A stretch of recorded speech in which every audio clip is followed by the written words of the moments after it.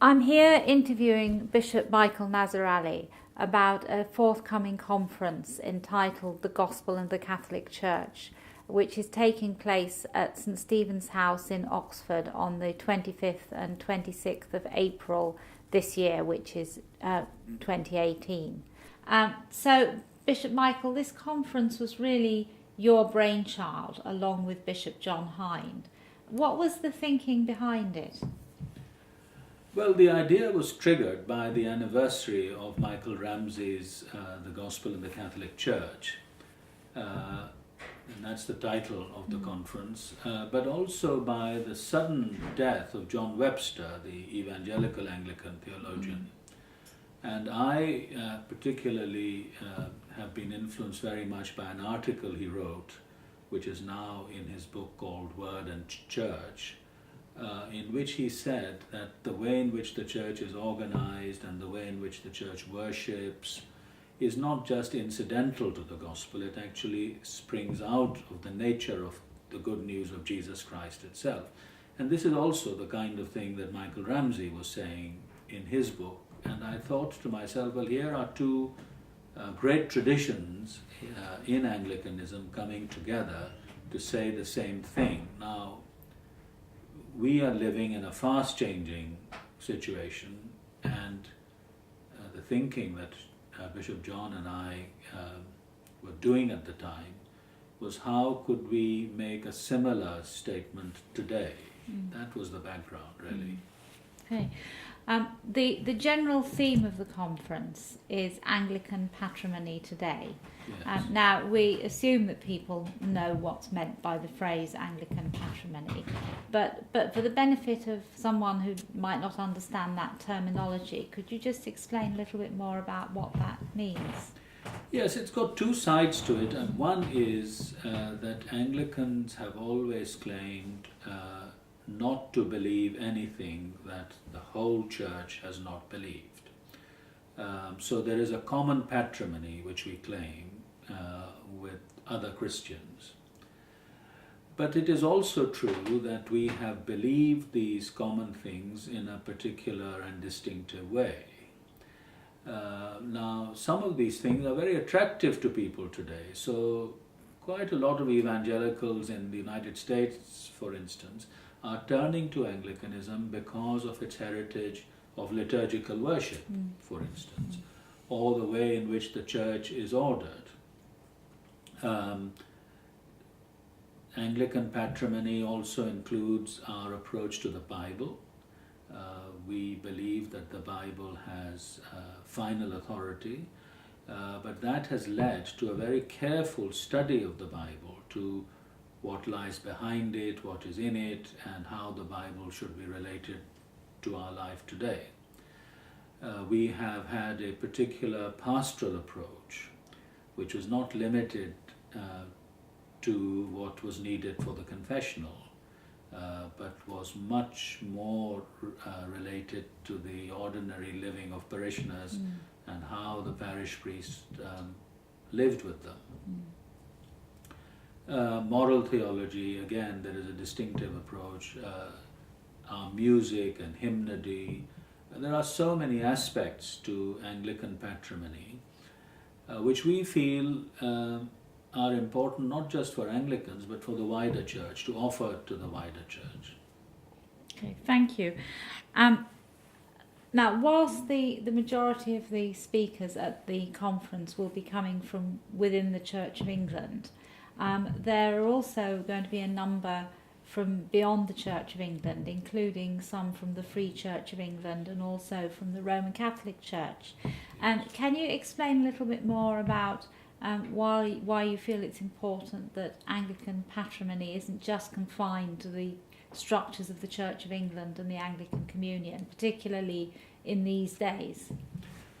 Yes, and there is, of course, a growing number of people who call themselves Anglican in some way or other, but who are not members of the Church of England or indeed of the Anglican Communion. Many of them are very assiduous in maintaining and promoting, for example, the Anglican liturgical tradition and the Book of Common Prayer. we can't deny them this claim that they make. They're very often close to us in many of the things that they believe, and some of them, as you say, will be present at the conference. The Free Church of England itself has maintained the prayer book with some changes,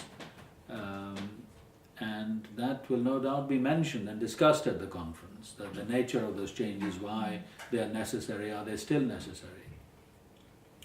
But the word patrimony has also been used in the Roman Catholic Church for Anglicans. So Pope Paul VI, at the canonization of the English martyrs, said famously that when the Roman Catholic Church is able to embrace her ever-beloved sister, the Anglican Communion, nothing of legitimate Anglican patrimony and prestige would be lost.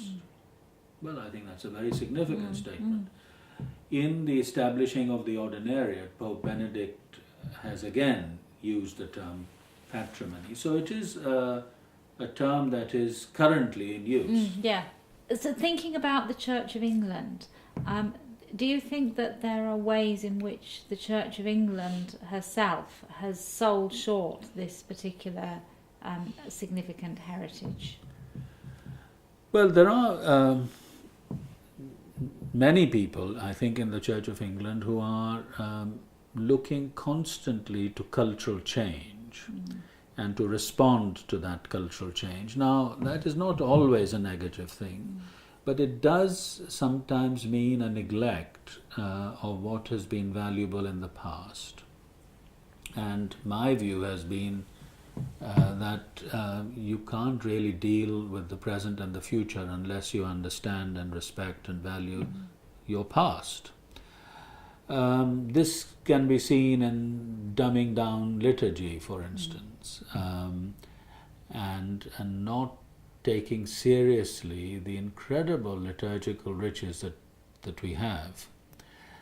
But it's also seen in not valuing other things that we have in common with other Christians. For instance, the preface to the Ordinal in the Book of Common Prayer says that the provisions made in the Ordinal are so that the Church of England may continue the ministry of the undivided Church. That is the intention. Now, if you then unilaterally begin to change the nature of that ministry, then how are you maintaining the patrimony? I mean, those are the sorts of questions that I think will be asked and need to be asked at the conference. Do you think there's an extent to which very often it's not that people have necessarily always rejected these things, but that sometimes people just don't know about them because the thread hasn't been passed on? And do you think that the conference might have a role in helping to redress that?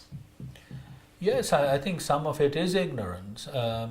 People don't know the reasons, for instance, for Anglican liturgical provision. So worship in the vernacular, which now all the churches accept, was something very new, and it is a theological commitment by the Church of England and then by Anglicans more generally, that people should worship in a tongue that is understood by the people, and read the Bible in it. So it's all part of it. If you don't know that, then how are you going to produce a liturgy for today if you don't know what happened in the past?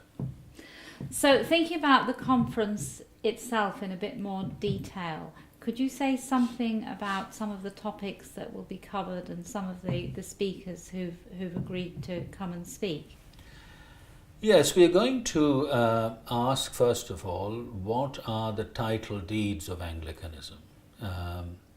That is to say, evangelical, Catholic, ecumenical, and in what ways they are being threatened, because they are being threatened, and what is the best way of upholding them by Anglicans within the Anglican Communion and beyond.